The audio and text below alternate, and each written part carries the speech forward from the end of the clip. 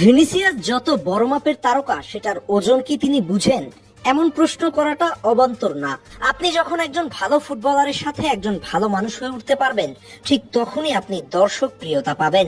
প্রতিপক্ষ আপনাকে তখনই সম্মান জানাতে বাধ্য হবে যখন আপনার আচরণে মাধুর্যতা থাকবে, নমনীয়তা থাকবে। সত্যিকার অর্থে ভিনিসিয়াস এই প্রজন্মের তারকা ফুটবলারদের মধ্যে একজন অন্যতম সুপারস্টার, কিন্তু তার আচরণগত বৈশিষ্ট্য সেই সুপারস্টারের মর্যাদা পেতে বাধার অন্তরায়। এই যেমন গতকাল এল ক্লাসিকোর কথাই চিন্তা করুন।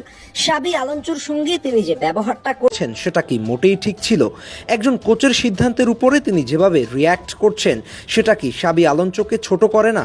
কোচ যখন ভালো মনে করেছে তখন ভিনিকে উঠিয়ে নিতে কল করেছে, আবার ভিনিকে একাদশে অপরিহার্য মনে করেছেন বিধায়ী তো তাকে প্রথম একাদশে সুযোগ করে দিয়েছেন। এটা সম্পূর্ণ কোচের সিদ্ধান্ত। হ্যাঁ, একজন খেলোয়াড়ও চাইলে কোচের সিদ্ধান্তের উপরে নাখোশ হতে পারে, সেটা তো একটা লিমিটেশন থাকা চাই।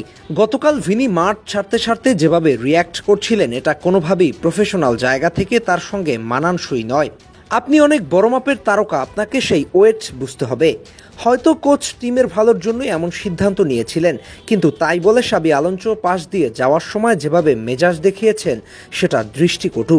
তিনি মাঠ ছেড়ে যাওয়ার সময় কোচ শাবি আলোনসোকে উদ্দেশ্য করে বারবার বলছিলেন, আমি মাঠ ছেড়ে যাচ্ছি জনাব, কেন? এটা সবসময় আমি ভিনিসিয়াস জুনিয়র।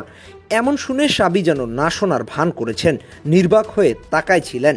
আপনি যদি দেখেন গতকালকের ম্যাচে প্রথম থেকেই ভিনিসিয়াস কতটা প্রভাব বিস্তার করে খেলতে থাকেন, একের পর এক প্রেস করতে থাকে বার্সা ডিফেন্ডারদের উপর, দারুণ সব কাট ইন করে ভিতরে ঢুকে পড়ছিলেন, দেখতেই ভালো লাগছিল। খেলার শুরুতেই যেভাবে একটা বল নিয়ে ডিবক্সের ভেতরে ঢুকে পড়ছিলেন সেটা ছিল অবিশ্বাস্য।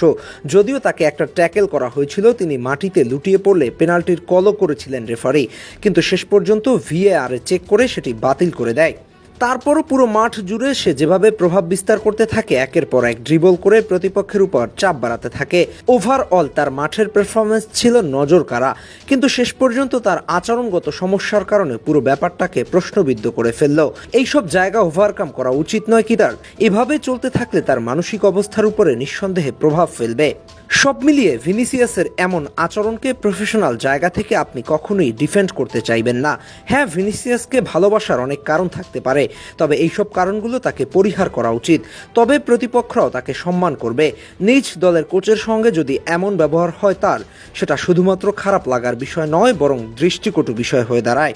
দর্শক, আপনাদেরও কি তাই মনে হয়? ভিনিসিয়াসের এমন আচরণ পরিবর্তন হওয়া উচিত কিনা? এমন আচরণ একজন প্রফেশনাল ফুটবলারের সঙ্গে কখনোই মানানসই হতে পারে না।